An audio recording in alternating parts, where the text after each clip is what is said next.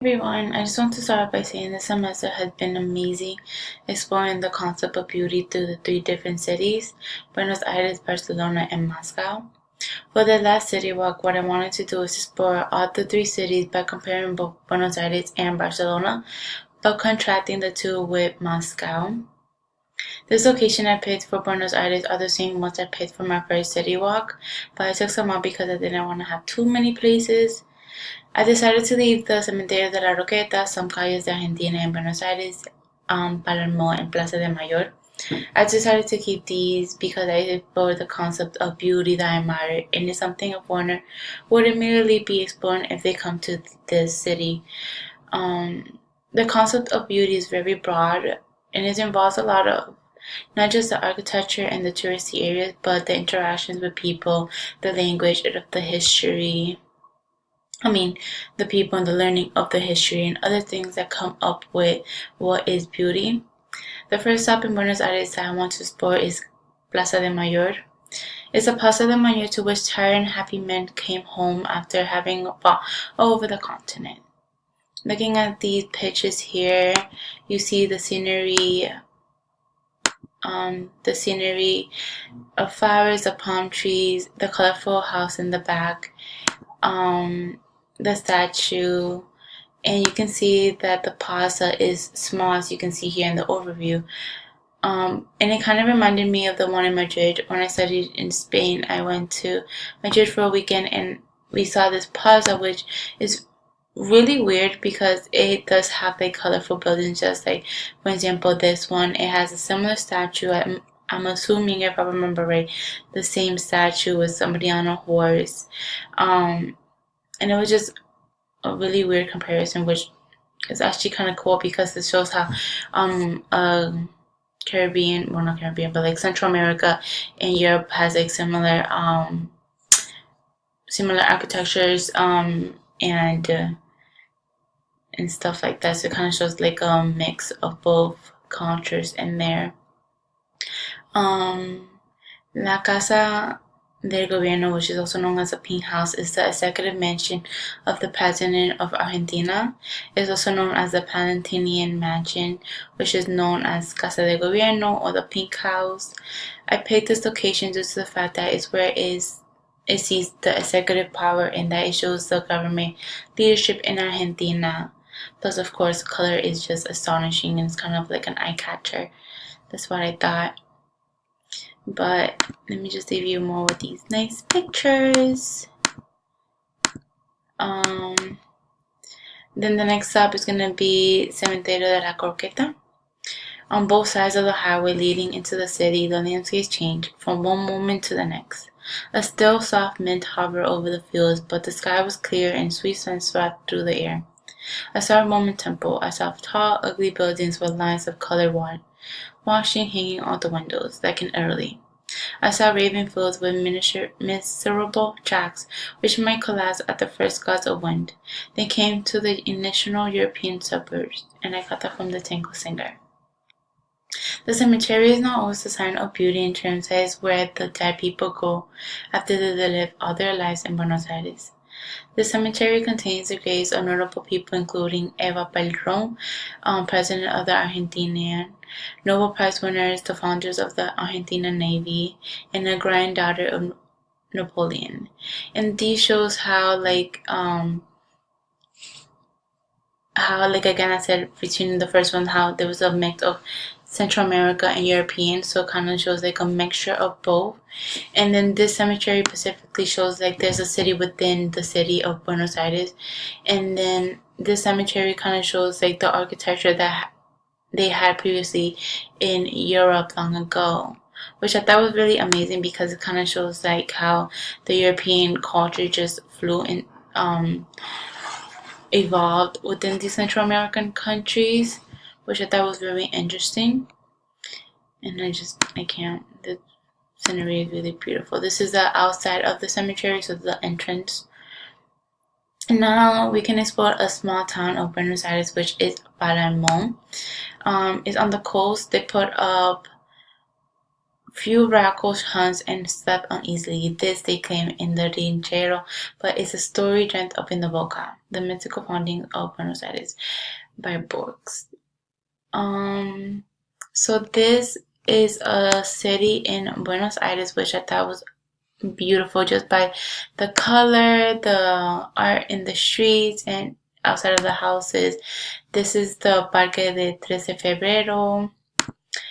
Some of the corner stores, some of the restaurants that they have. This is the planetarium and a nice little statue. Palermo is the home of the electric restaurants, chic hotels, haunts, and quirky fashion stores. Parque de Febrero, 3 de Febrero, can't even talk today, which is a rose garden, planetarium, and Broken Lakes, which attracts picnickers. Palermo is a small town that has so much life that it's so hard not to fall in love with Argentina, and I totally agree. Exploring some of the streets of Buenos Aires has been, there's so much to see, where there's so much color in a city, where, as you can see in these pictures, and I totally agree when Vor says my soul is in the streets of Buenos Aires. And then another place which is kind of additional to Palermo's other streets, right here is La Boca. Other streets, I don't know exactly where, which has a lot of art in the streets, a lot of people, a lot of color, small colorful houses. Just kind of reminded me of the Caribbean aspect a little bit because of like the small houses, the colorful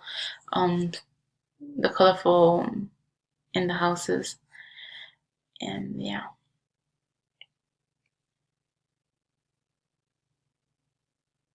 So for Buenos Aires, I have discussed just all the really good parts of Buenos Aires and like what I think is really beautiful.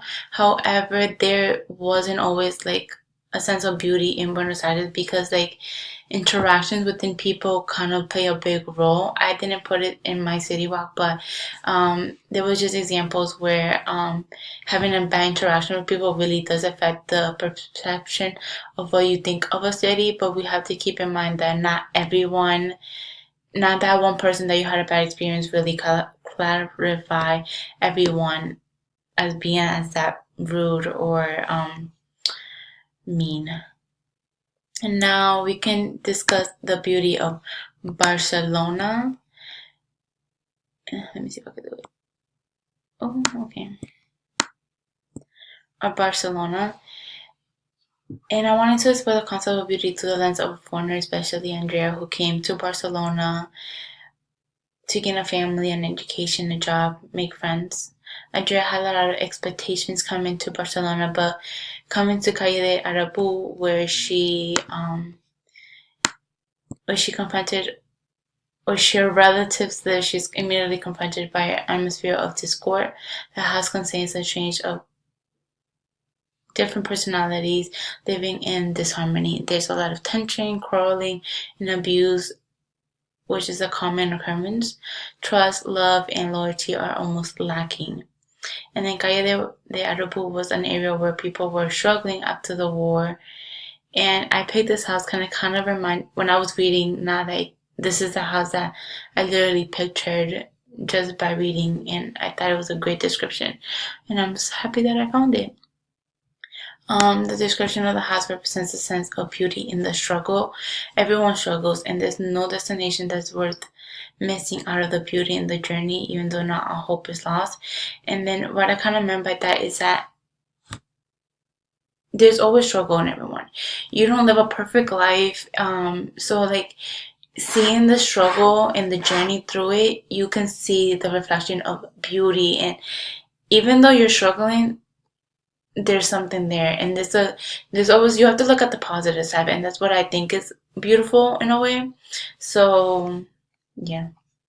Then the next stop is Barcelona, the University of Barcelona, and it was a college that Andrea attended and met some of her friends like Post and Anna. It was an escape from her home and a way to get opportunities that she needed to move on with her life.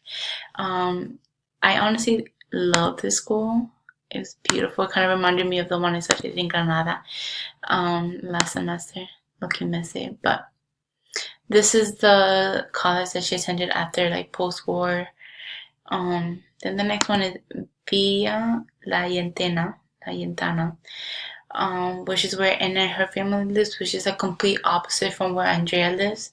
This area is a place where Andrea wished she lived because it was close to the cathedral which she loves, her friends, and the art and the architecture just amazes her.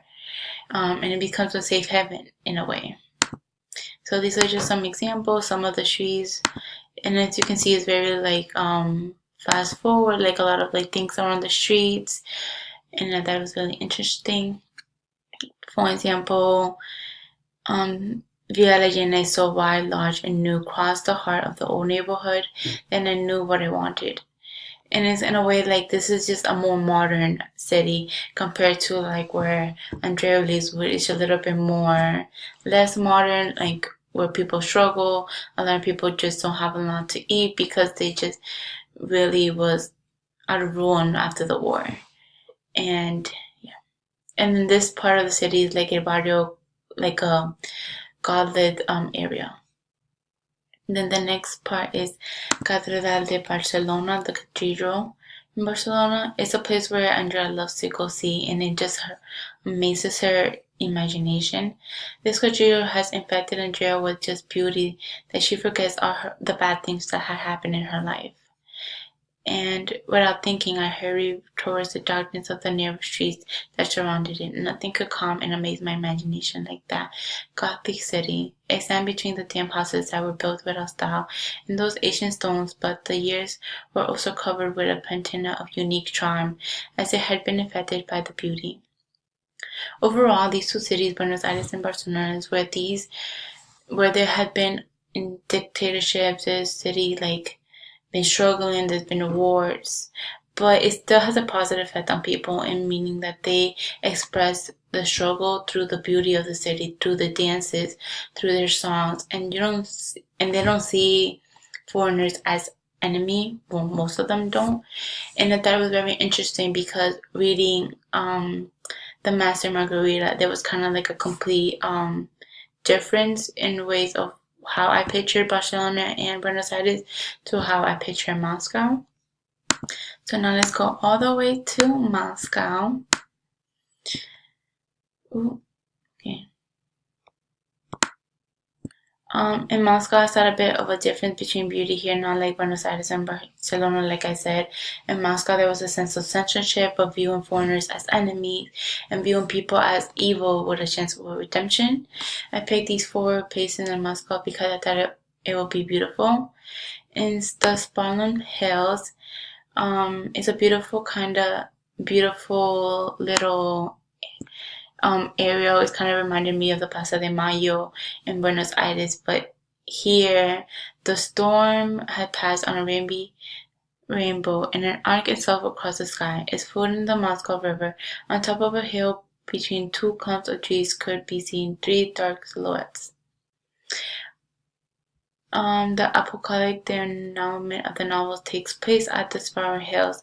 The Master and the Margarita join the Woolen and his henchmen, who create a passage of the 4 herdsmen of the apocalypse from Revelation. The elevated pitch of Sparrow Hills makes the perfect vantage point from which they view the Moscow and escape from it. So this kind of, even though this part here in Moscow is a sense of beauty, you can see like a sense of Moscow that you don't see. Like, you don't see all the struggles, the censorship, the people being viewed as enemies to each other. They don't view foreigners as different or as spies. But right here, everything you can see, like the overview of Moscow. So without thinking of all the bad things that they have, this point right here just shows the amazing view Moscow has. The beautiful architecture, the scenery. It's really beautiful, and I really thought that even though you have to think past the bad. So even though Moscow had really had a hard time in this history, you can they still can escape it by coming through here and feeling as a place where they can escape escape it, like how they said in the end. And I really thought like maybe, yeah, like, so it kind of reminded me a lot of like Buenos Aires, where people go to Paso de Mayor after they have fought the war, where they can relax and they could sit down and have interactions with people. And I kind of related it to this place right